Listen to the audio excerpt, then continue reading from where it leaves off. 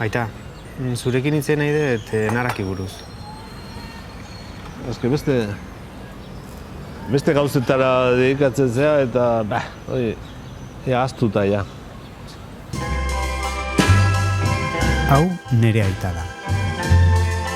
1977an, frankismo betean, bere lagun seminarista batzuekin batera, Enaraki izeneko musika banda sortu zuen. Pop, rock eta psikodelia doinuak euskeraz egiteko. Yo no tenía una guitarra de estas, apenas le digo, de la re, mi, do, fa, sol, y nada más. Eta musika gustatu zaigu.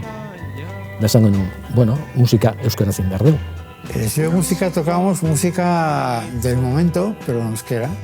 Eta bintzat erakutsi ze musika zegon eta gainetik euskeraz.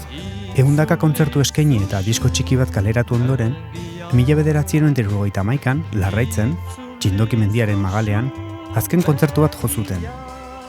Eta ondoren, betirako desagertu ziren.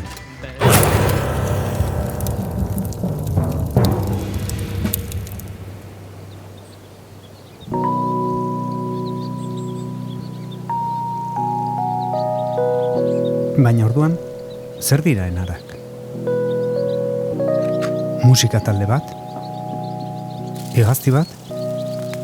Simbolo bat?